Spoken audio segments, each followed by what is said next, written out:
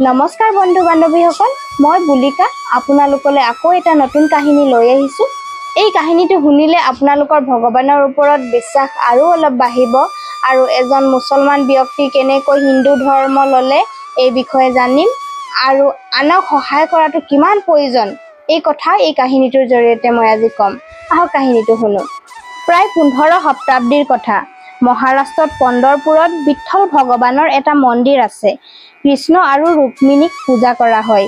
মহাৰাষ্ট্ৰত ভগৱানক বিঠ্ঠল বুলি কোৱা হয়। এই বিঠ্ঠল ভগৱানৰে এজন ভক্ত আছিল, নাম আছিল দামাজী পন্থ। দামাজী পন্থ সেই ৰাজ্যৰে ৰজাৰ মানে বাদশ্বাহৰ ৰখীয়া আছিল। সেই সময়ত মহাৰাষ্ট্ৰৰ কেইবা বছৰ বৰষুণ নোহোৱাৰ কাৰণে গাঁৱৰ মানুহে খেতি-বাতি কৰিব নোৱাৰিছিল। চাৰিওফালে একাল হৈছিল। মানুহৰ ঘৰত খাবলৈ একো নাছিল। বহুত মানুহ ভোকত মৰি গৈছিল। দামাজী পন্থ সেই ৰাজ্যৰে ৰখীয়া আছিল। দামাজী পন্থে এই দেখি সহ্য কৰিব নোৱাৰিছিল। তেওঁ নিজৰ পইচাৰে মানুহক খুৱাইছিল। দামাজী পন্থে লাহে লাহে ঘৰৰ সকলো বস্তু, সোণৰ আ-অলংকাৰ বিক্ৰী কৰি মানুহক খুৱাবলৈ ধৰিছিল। লাহে লাহে ঘৰৰ বস্তু শেষ হৈ গ'ল। দামাজী পন্থ চিন্তিত হৈ পৰিছিল, কিয়নো তেওঁৰ হাতত মানুহক খুৱাবলৈ একো নাছিল। তেওঁৰ ওচৰত বিক্ৰী কৰিবলৈও একো নাছিল। তেওঁ যিহেতু গোটেই ৰাজ্যৰে ৰখীয়া আছিল, সেইকাৰণে বাদশ্বাহে ভঁৰালৰ চাবিকাঠি তেওঁৰ ওচৰত থৈছিল। দামাজী পন্থে ৰাতি শুবৰ সময়ত পত্নীক ক'লে, দেৱী, মোৰ ওচৰত এটা উপায় আছে। মানুহৰ ঘৰত খোৱা-বোৱা দিয়াৰ ব্যৱস্থা কৰিব পাৰিম, কিন্তু এই উপায়টো কৰাৰ লগে লগে মোৰ মৃত্যুও হ'ব পাৰে। পত্নীয়ে ভয় খালে আৰু ক'লে, কি এনেকুৱা উপায় যে তুমি মৃত্যু হ'ব লাগিব? আপোনাৰ মৃত্যু হ'লে মই কাৰ লগত থাকিম? দামাজী পন্থে ক'লে, দেৱী, মোৰ এজনৰ মৃত্যু হ'ব, কিন্তু লাখ লাখ মানুহ মৃত্যুৰ পৰা বাচিব। আৰু এটা কথা, মইতো মৰিমেই, লগতে তোমাৰো মৃত্যু হ'ব পাৰে। পত্নীয়ে ক'লে, এনেকুৱা কি কাম, আমি দুয়ো মৃত্যু হ'ব লাগিব? দামাজী পন্থে ক'লে, মোৰ ওচৰত বাদশ্বাহৰ অন্ন থকা ভঁৰালৰ চাবি আছে। তাত ইমানেই অন্ন আছে যে গোটেই ৰাজ্যৰ ভোক শেষ হ'ব। সকলোৱে নতুন জনম পাব। সেয়েহে মই মৰি গ'লেও কোনো কথা নাই। এই কথা শুনি পত্নীয়েও তেওঁৰ কথাত মান্তি হ'ল।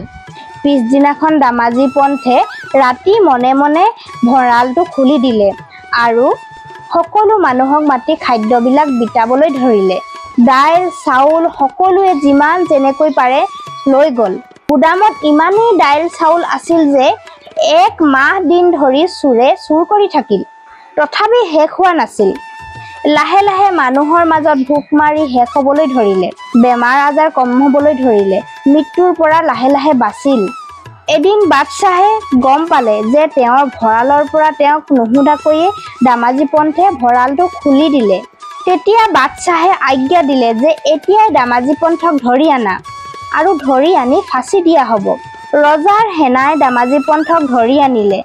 দামাজী পন্থক ধৰি বান্ধি আনি থাকোঁতে ৰাস্তাত বিঠ্ঠল ভগৱানৰ মন্দিৰটো পাৰ হৈ গৈছিল। তেতিয়া দামাজী পন্থে সেনাবিলাকক ক'লে, মোক শেষবাৰৰ কাৰণে বিঠ্ঠল ভগৱানক দৰ্শন কৰিব দিয়ক। মোৰ এয়া শেষ ইচ্ছা। সেনাবিলাকে এই কথা শুনি এৰি দিলে। দামাজী পন্থে মন্দিৰলৈ গৈ বিঠ্ঠল ভগৱানক ক'লে, হে বিঠ্ঠবা, মই নিজৰ কাৰণে একো নাই কৰা। মই মাত্ৰ একালত ভোকত থকা লোকসকলক সহায় কৰিছিলোঁ। মই গম পাইছিলোঁ যে এয়া মই ভুল কৰিছোঁ। ৰজাৰ অনুমতি নোলোৱাকৈয়ে ভঁৰালটো খুলি দিলোঁ। এয়া মোৰ ডাঙৰ অপৰাধ হ'ল। কিন্তু মই অনুমতি লোৱাহেঁতেন মোক নিদিলেহেঁতেন। মই এই কাম কৰিব নোৱাৰিলোঁহেঁতেন আৰু মোৰ পৰা ওলোটা চাবিটো লৈ ল'লেহেঁতেন। সেইকাৰণে মই কোৱাটো উচিত নাভাবিলোঁ। এই ভুলৰ কাৰণে মই শাস্তি পাবলৈ সাজু আছোঁ।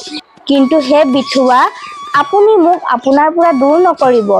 এই বুলি দামাজী পন্থে ভগৱানৰ ওচৰত কান্দিবলৈ ধৰিল।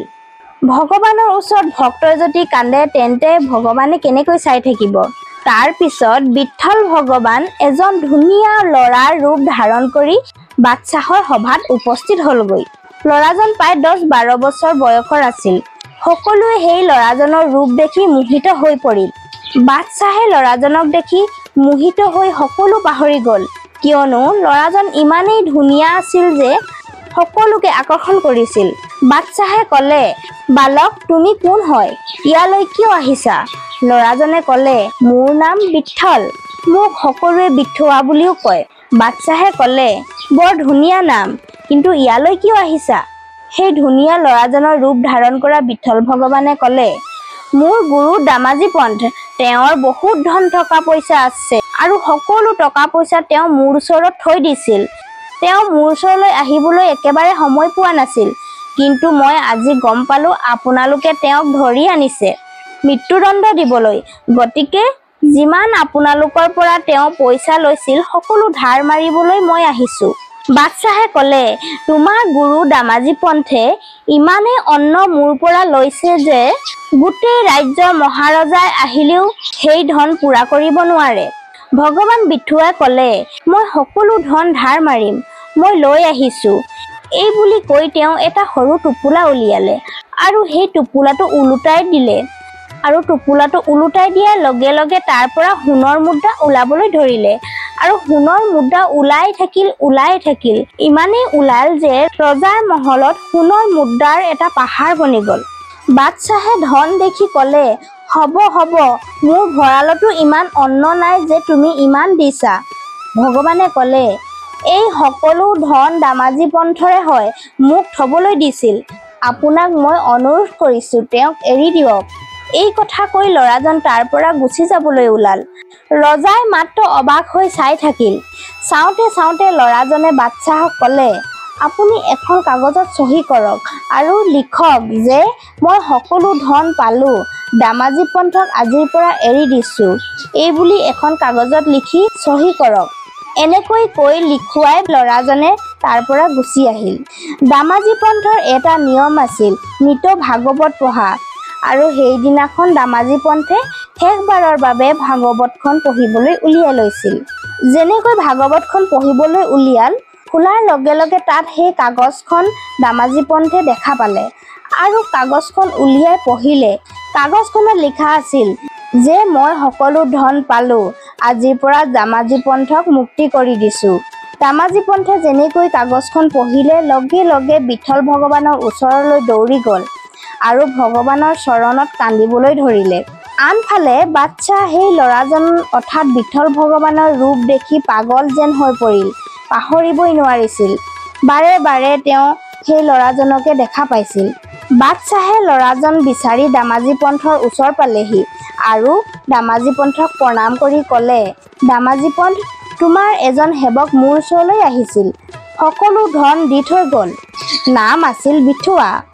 মই তোমাক যিমান ধন লাগে দিম আৰু মই তোমাক মন্ত্ৰীও বনাই দিম। মোক মাত্ৰ তোমাৰ সেই সেৱকজনক লগ কৰাই দিয়া। দামাজী পন্থে ক'লে, মোৰ কোনো সেৱক নাই, মই সকলোৰে সেৱক, মোৰ সেৱক কেনেকৈ থাকিব পাৰে? তাৰ পিছত দামাজী পন্থে বাদশ্বাহৰ হাতত ধৰি বিঠল ভগৱানৰ ওচৰলৈ লৈ গ'ল আৰু ক'লে, এয়াই নহয় জানো মোৰ সেৱক? বাদশ্বাহে যেনেকৈ বিঠল ভগৱানৰ মূৰ্তিটোৰ ফালে চালে, সাক্ষাৎ সেই ধন দিয়া ল'ৰাজনৰ নিচিনাই দেখা পালে। হুবহু চাল চলন, ৰং ৰূপ একেবাৰে সেই ল'ৰাজনৰ নিচিনাই। লগে লগে বাদশ্বাহে বিঠল ভগৱানৰ ওচৰত বাগৰি পৰিল। দামাজী পন্থে বাদশ্বাহক ক'লে, আপুনি বহুত ভাগ্যশীল হয়। আপুনি জপ নাই কৰা, তপ নাই কৰা, পূজা পাঠ নাই কৰা, তথাপিও আপোনাৰ ভগৱানক দৰ্শন হ'ল। আপুনি কিমান ভাগ্যশীল ব্যক্তি। তাৰ পাছত সেই দিন ধৰিবৰ পৰাই দামাজী পন্থে সেই মন্দিৰতে সদায় কাৰণে বাস কৰিলে আৰু বাদশ্বাহে এটা নিয়ম বনাই ল'লে যে সদায় প্ৰত্যেক মাহৰ একাদশী দিনাখন পন্দৰপুৰত থকা বিঠল ভগৱানৰ ওচৰত দৰ্শন কৰিবলৈ আহিছিল। ফ্ৰেণ্ডছ, এয়াই আছিল মোৰ কাহিনীটো। কেনেকুৱা পালে আপোনালোকে মোক জনাব। ভাল লাগিলে লাইক, শ্বেয়াৰ, ছাবস্ক্ৰাইব কৰিবলৈ নাপাহৰিব। আজিলৈ আহিছোঁ, বাই বাই ফ্ৰেণ্ডছ।